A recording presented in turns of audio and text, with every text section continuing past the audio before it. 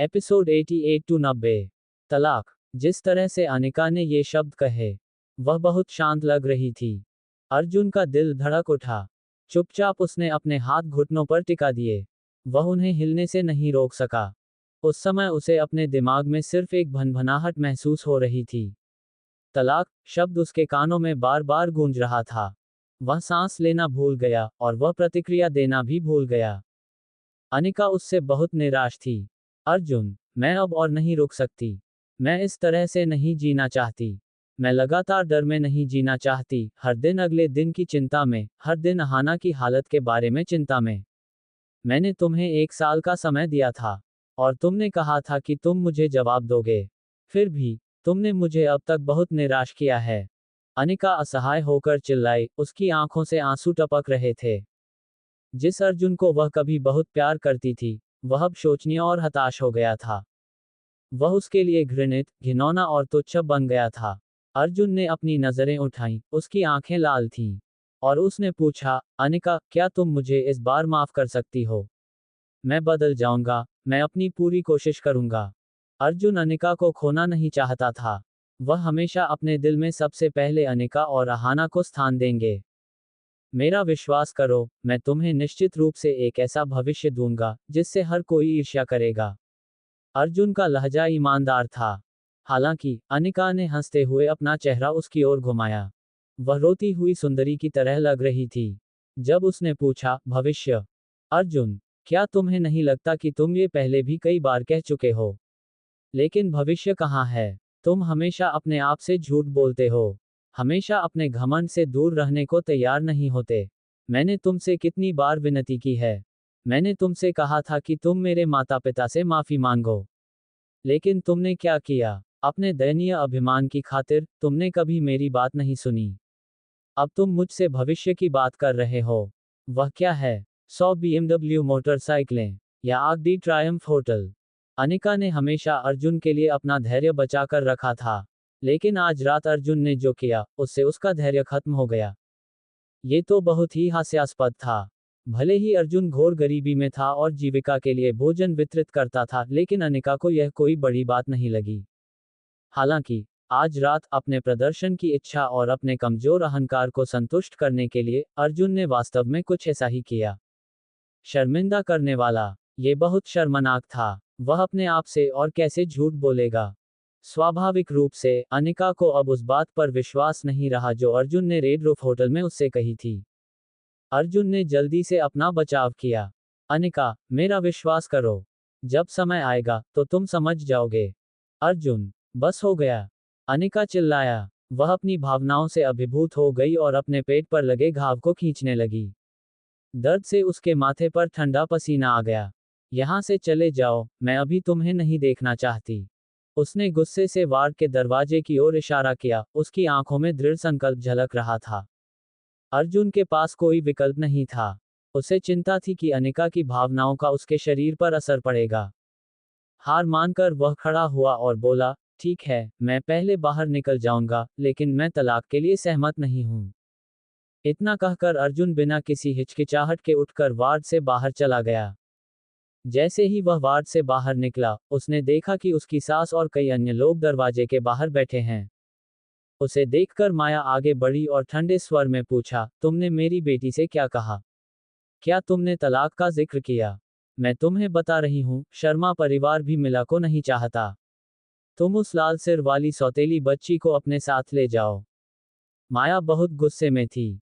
वह चाहती थी कि अर्जुन तुरंत उसकी बेटी को तलाक दे और शर्मा परिवार से बाहर निकल जाए। यहाँ तक कि उन्होंने उनके ब्राइडल सूट के लिए भी धन मुहैया कराया था। यदि कोई और विकल्प न हो तो वह अर्जुन और उस शर्मनाक बदमाश को एक साथ भगा देगी। ये देखकर कि अर्जुन ने कुछ नहीं कहा, माया को तब पता चला कि क्या हो रहा था। उसने असंतुष्ट होकर कहा, तुमने तलाक नहीं मांगा, है न? अर्जुन कपूर, मैं तुम्हें बता दूं, इस घर में यह मैं, माया येट्स हूं, जो निर्णय लेती है। तुम्हें और अनिका को तलाक लेना ही होगा। अगर तुम सहमत नहीं हो तो मुझे परवाह नहीं है। मैं तुम्हें कुछ दिनों में औपचारिकताओं से गुजरने के लिए सिविल अफेयर्स ब्यूरो ले जाऊंगी। माया के अनुचित आदेशों का सामना करते हुए अर्जुन अब अपनी भावनाओं को रोक नहीं सका।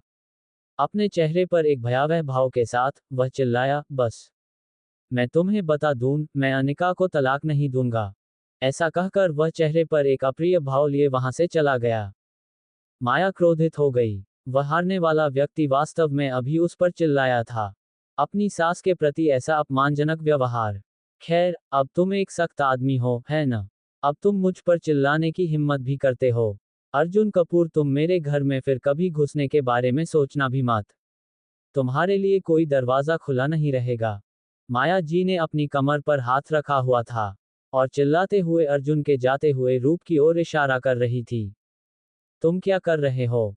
ये हॉस्पिटल है, यहाँ चिल्लाना मना है। एक नर्स चेहरे पर ठंडा भाव लिए हुए आए और उन्हें डांटने लगी। चौंककर और गुस्से में माया जी ने मिस्टर शर्मा को बेवजह खींचा और रोते हुए बोली, शर्मा जी, आपने देखा कि क्या हुआ? अर्जुन अब बहुत बेवजह हो गया है। अब वह मुझ पर चिल्लाने की भी हिम्मत करता है। अब से इस परिवार में वह और मैं एक साथ नहीं रहेंगे। माया जी बहुत क्रोधित थी। एक असफल व्यक्ति ने कब से उसके पास आकर उससे इस तरह बात करने की हिम्मत की। ठीक है, ठीक है। तुम भी इतना कुछ कहना क्यों नहीं बंद कर देते? क्या हमें इस समस्या को और बढ़ाना है? मिस्टर शर्मा ने असहाय होकर कहा। दशकों के बाद ये स्वाभाविक था कि वह माया जी के स्वभाव को समझ गया। अर्जुन बहुत असभ्य था। परिस्थितियां चाहे जो भी हों, वह अभी भी उसकी सास थी। वह उसके मुंह पर सीधे कैसे चिल्ला सकता था? हालांकि मिस्टर शर्मा को भी थोड़ा आश्चर्य हुआ। ऐसा लगा कि उसका दामाद थोड़ा अलग हो गया था। क्या तुम्हें नहीं लगता कि अर्जुन आज थोड़ा अलग है? मिस्टर शर्मा ने पूछा।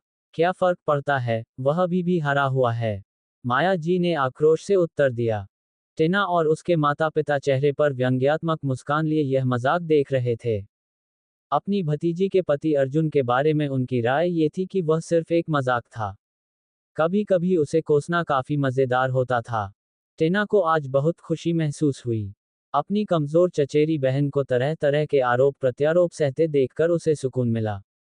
उसने ग्रुप चैट में अर्जुन के बारे में लाइव स्ट्रीमिंग बंद नहीं की। अब पूरा मामला एक बड़ा मुद्दा बन चुका था। यहाँ तक कि कुछ लोगों ने अर्जुन को डांटते हुए वीडियो को मैशअप में संकलित करके इंटरनेट पर पोस्ट कर दिया। इससे अर्जुन वायरल हो गया। इस प्रकार अर्जुन को मुंबई में सबसे बुरे दामाद होने का खिताब मिला। हॉस्पिटल के बिल का भुगतान करने के बाद रोहन वहां चला गया। वह कोने से दयनीय दृष्टि से देख रहा था। अर्जुन को डांटते हुए देखकर उसे बहुत खुशी हुई। उस हारने वाले को कभी भी दोनों बड़ों से कोई सम्मान नहीं मिलेगा।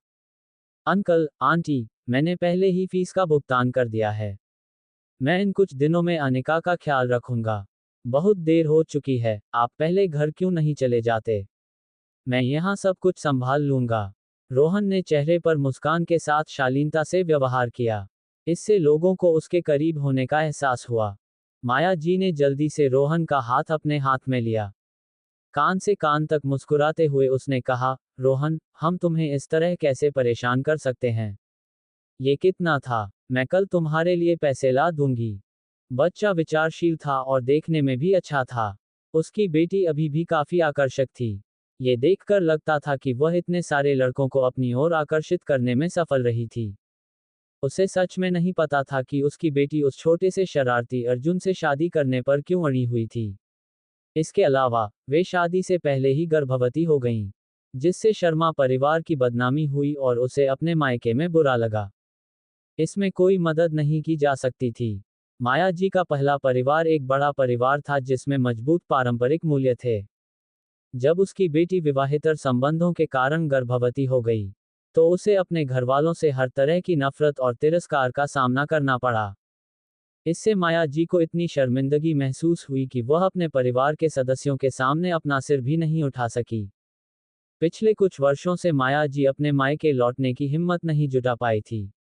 मुख्यतः इसलिए कि उसे शर्मिंदगी का डर था। लेकिन इस बार ऐसा नहीं हुआ। उसे अपने पिता का 70वां जन्मदिन मनाने के लिए वापस जाना था। इसी वजह से माया जी हाल ही में बहुत चिड़चिड़ी हो गई थी। अर्जुन का उदास चेहरा देखकर मामला और भी बिगड़ गया।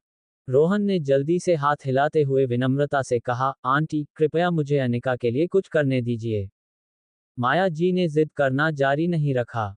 रोहन का हाथ अपने हाथ में थामे हुए उसने पाया कि वह उसे और भी ज्यादा पसंद करने लगी थी। अगले 2 या 3 दिनों तक रोहन हर दिन अनिका से मिलने आता रहा। स्वाभाविक रूप से अर्जुन भी आएगा। हालांकि जब रोहन आया तो माया जी ने उसका गर्मजोशी से स्वागत किया। जब अर्जुन आता तो माया जी के चेहरे पर एक अप्रिय भाव होता। ऐसा लगता था कि वह अर्जुन के प्रति गहरी नाराजगी रखती थी। इसके अलावा माया जी हमेशा अर्जुन के बारे में कुछ बुरा कहने का मौका ढूंढती थी। वह जो भी कहती थी वह हमेशा भयानक होता था। वह सिर से पैर तक उसकी आलोचना करती थी। फिर भी अर्जुन ने कभी कुछ नहीं कहा। ऐसा इसलिए था क्योंकि वह जानता था कि माया जी उससे नाराज थी। इसलिए उसने उसे अपनी भड़ास निकालने दी। उसी दिन अर्जुन हाथ में लंच बॉक्स लेकर हॉस्पिटल पहुंचे ही थे कि उन्हें डॉक्टर हेनरी का फोन आया। नमस्ते मिस्टर कपूर, हमने मिला की स्थिति का अध्ययन किया है और एक शल्य चिकित्सा योजना बनाई है। क्या मैं आपके साथ इस पर चर्चा करने आ सकता हूँ? हेनरी फोन पर बहुत सम्मानजनक लग रहा था। यदि बाहरी लोगों को पता चले कि चीन के कार्डियोलॉजी विभाग के दिग्गज चिकित्सा प्रोफेसर हेनरी वास्तव में उनके जैसे व्यक्ति के साथ इतने सम्मान से पेश आते हैं तो निश्चित रूप से बहुत बड़ा हंगामा मच जाएगा। ठीक है, मैं मुंबई पब्लिक हॉस्पिटल में हूँ, अर्जुन ने जवाब दिया। फोन रखने के बाद अर्जुन लंच बॉक्स लेकर अनिका के वार्ड में चला गया। वार्ड में रोहन अनिका के बिस्तर के पास बैठा उससे बातें कर रहा था। अनिका, अहाना की हालत में सुधार हो रहा है। मैंने अपने पिता से चीन के सबसे अच्छे डॉक्टर प्रोफेसर हेनरी से संपर्क करने को कहा। उन्होंने कहा कि वे इन दिनों मुंबई में हैं और आज उनके पास आने की संभावना है। रोहन बहुत उत्साहित था। ये वह चीज थी जो उसने अपने पिता से बहुत समय से मांगी थी। अर्जुन अंदर आया और लंच बॉक्स टेबल पर रख दिया। फिर उसने एक सेब उठाया और उसे छीलना शुरू कर दिया, जबकि वह चुपचाप रोहन और अनिका की बातचीत सुन रहा था। रोहन और अनिका ने ऐसा दिखावा किया कि उन्होंने अर्जुन को नहीं देखा तथा उसके साथ ऐसा व्यवहार किया जैसे वह कोई पतली हवा हो। क्या आप निश्चित हैं, भाई रोहन? ये प्रोफेसर है, प्रोफेसर हेनरी। अनिका असामान्य रूप से उत्साहित दिखाई दिए, उनकी आंखें सितारों की तरह चमक रही थीं और उनकी निगाहें जल रही थीं। वह हेनरी के बारे में जानती थी। उन्हें अंतर्राष्ट्रीय स्तर पर शीर्ष हृदय रोग विशेषज्ञ माना जाता था और उन्हें चिकित्सा जगत का दिग्गज माना जाता था। जब पहली बार मिला का निदान हुआ था तो अनिका ने सभी प्रासंगिक जानकारी जुटा ली थी। ये कहा जा सकता है कि प्रोफेसर हेनरी चिकित्सा पेशे के ऋषि थे। यदि वे सचमुच उसे अहाना का इलाज करने के लिए कह सकें तो उसकी बीमारी 100% ठीक हो जाएगी। हालांकि समस्या ये थी कि उन्हें उसे काम पर रखने का प्रबंध करना होगा। कोई भी व्यक्ति चिकित्सा जगत के दिग्गज से नहीं मिल सकता। अनिका को अच्छी तरह पता था कि प्रोफेसर हेनरी को अहाना की स्थिति देखने के लिए कितनी ऊर्जा और कितने कनेक्शनों का उपयोग किया गया होगा। अनिका इस एहसान का बदला नहीं चुका पाएगी। रोहन के होठों के कोनों पर मुस्कान आ गई और उसने उदारता से कहा, चिंता मत करो अनिका, मैंने हमेशा अहाना को अपनी बेटी माना है और संयोग से प्रोफेसर हेनरी निरीक्षण के लिए इसी शहर में हैं। तुम्हें इसके बारे में कुछ पता होना चाहिए, ये टना अस्पताल की मुंबई शाखा में है। तुम्हारी कंपनी को पहले ही उनसे संपर्क करना चाहिए था। इसके अलावा मेरे पिता का प्रोफेसर टना के साथ निजी रिश्ता है। इसलिए चिंता मत करो, मैं तुम्हारी मदद करूंगा कि अहाना की सर्जरी से जुड़ी हर बात पर ध्यान दिया जाए। रोहन का चेहरा मुस्कुराहट से भरा था, उसकी अभिव्यक्ति गंभीर थी। अनिका के सामने जब तक कोई काम उसे पसंद होता, रोहन उसे पूरा करने की पूरी कोशिश करता। हालांकि उसका केवल एक ही लक्ष्य था, वह था अनिका को अपने लिए पाना। अर्जुन, जो ये पूरी घटना देख रहा था, वो बहुत दुखी हुआ। अहाना को अपनी बेटी मानने का उसका क्या मतलब था? उसे ऐसा कहने का क्या अधिकार था? स्वाभाविक रूप से अनिका थोड़ा शर्मिंदा थी, लेकिन उसकी कृतज्ञता की भावनाओं ने उसकी शर्मिंदगी की भावनाओं को दबा दिया और उसने आभार व्यक्त करते हुए कहा, रोहन, तुम्हारा बहुत बहुत धन्यवाद। ये कहते हुए उसने अपनी नज़र थोड़ी सी बगल में घुमाकर अर्जुन की तरफ देखा जो बगल में सेब छील रहा था। वह कुछ हद तक असहाय और निराश महसूस कर रही थी।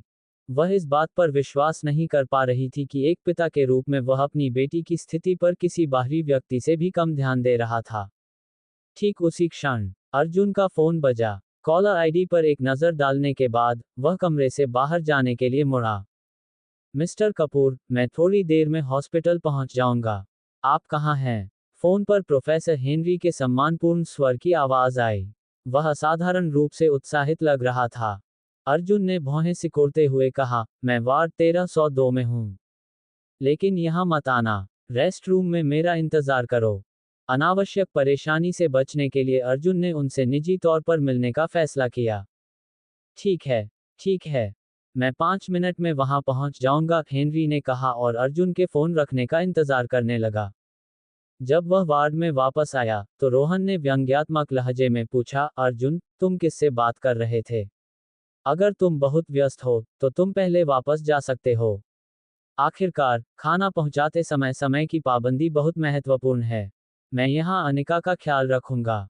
रोहन अपने आप को किसी भी तरह से बाहरी व्यक्ति नहीं मानता था। दूसरी ओर, अर्जुन का रोहन के सामने कोई स्थान नहीं था। ये दृश्य देखकर अनिका के होंठ फड़फड़ाने लगे। वह अपना मुंह खोलना चाहती थी, लेकिन उसने खुद को रोक लिया। उसके लिए बोलने से क्या फायदा था? वह अब भी वही व्यक्ति था। हालांकि, कुछ आश्चर्यजनक बात घटित हुई। अर्जुन ने मुस्कुराते हुए कहा, मैंने अहाना के लिए एक डॉक्टर को बुलाया है। इसलिए मैं उससे पहले ही कुछ सवाल पूछ रहा था। वह जल्द ही देखने के लिए आएगा। जैसे ही यह कहा गया, अनिका का दिल, जो अब तक शांत था, अचानक धड़कने लगा। उसने अपनी भौहें ऊपर उठाईं और उसकी चमकती आंखें अर्जुन को घूरने लगीं। तभी रोहन ने तुरंत ही व्यंग्य करते हुए अर्जुन से कहा, तुम अहाना के लिए डॉक्टर ला रहे हो? तुम किस तरह का डॉक्टर ला सकते हो? क्या तुम जानते हो कि अहाना की हालत क्या है? क्या यह ऐसी चीज है जिसका कोई भी डॉक्टर इलाज कर सकता है? रोहन का तीखा जवाब सुनकर अनिका की आंखों की चमक फीकी पड़ गई। ये सच था। अर्जुन को अहाना की बीमारी का इलाज करने के लिए किस तरह का डॉक्टर मिल सकता था? क्या वे प्रोफेसर हेनरी से बेहतर हो सकते हैं? फिर भी, यह कोई बुरी बात नहीं थी कि वह अहाना की हालत के बारे में चिंतित था। कम से कम, अनिका के दिल में अभी भी अर्जुन के लिए एक नर्म जगह थी। अर्जुन ने अपने होठों को सिकोड़ते हुए उदासीनता से कहा, मैं क्यों नहीं कर सकता? अहाना मेरी बेटी है। क्या मुझे उसे डॉक्टर के पास ले जाने में कोई बुराई है? वह रोहन के रवैये से बहुत परेशान था। वह आदमी ऐसे व्यवहार कर रहा था जैसे अहाना उसकी सगी बेटी हो। ठीक है, मैं देखना चाहता हूं कि तुमने जो डॉक्टर ढूंढा है, वह कितना बढ़िया है। रोहन आगे बढ़ा और अर्जुन के कंधे पर थपथपाया। उसकी आंखों में एक उत्तेजक भाव था। बस संयोग से मेरा प्रोफेसर हेनरी से भी अपॉइंटमेंट है। क्यों ना हम दोनों मिलकर उनसे मिलें? तुमने जो डॉक्टर ढूंढा है, उसे भी हमारे साथ बुलाओ, और हम उन दोनों से मिलकर एक उपचार योजना बनाएंगे। हम आगे बढ़ने के लिए सबसे अच्छी योजना चुनेंगे। सर्वश्रेष्ठ चुनने के बारे में ये सारी बातें रोहन के लिए अर्जुन को अपमानित करने का एक और कारण मात्र थीं। उसके ज्ञान के अनुसार, प्रोफेसर हेनरी, जिनसे उनके पिता ने अपने शोज के माध्यम से संपर्क किया था, एक चिकित्सा क्षेत्र के दिग्गज थे। क्या संसार में उससे अधिक शक्तिशाली कोई और था?